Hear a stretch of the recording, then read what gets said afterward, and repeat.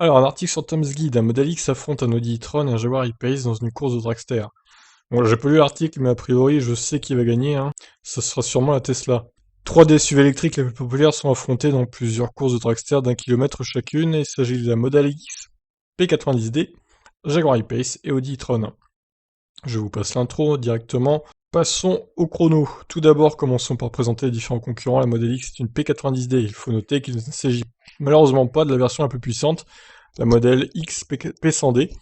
La Model X P90D a une puissance de 503 chevaux et un couple de 660 Nm. Il peut accélérer de 0 à 100 en seulement 3 secondes 2. Le Jaguar E-Pace fait 400 chevaux, il peut abattre le 0 à 100 en 4 secondes 8 et dispose d'une batterie de 90 kWh qui lui permet une autonomie de 470 km. L'Audi e-tron 55 Quattro fait 408 chevaux, 5 secondes 7 pour le 0 à 100, ce qui est plutôt lent, hein, quand même, il va finir dernier lui je pense.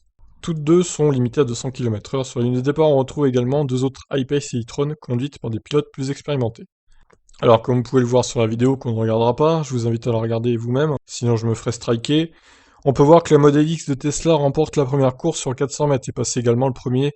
La ligne d'arrivée à 1000 mètres, Jaguar E-Pace se classe lui deuxième et l'Audi e-tron occupe la dernière place. Le constat est le même lorsque les voitures sont lancées avec une vitesse initiale de 60 km/h. Enfin, sur le test de freinage, c'est le Jaguar E-Pace qui s'arrête le premier. Voilà, donc pas de surprise, si ce n'est que Jaguar E-Pace peut-être un meilleur freinage que les concurrentes, ou c'est peut-être parce qu'elle est plus légère, finalement, tout simplement.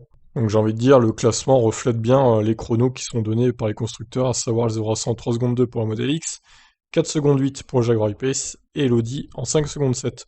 Plutôt lent, hein, l'Audi quand même, avec 408 chevaux, 5 secondes 7, c'est pas terrible, hein. Faut dire aussi qu'il est extrêmement lourd, donc ça aide pas. Donc voilà, je vous laisse commenter ces résultats. Ciao ciao.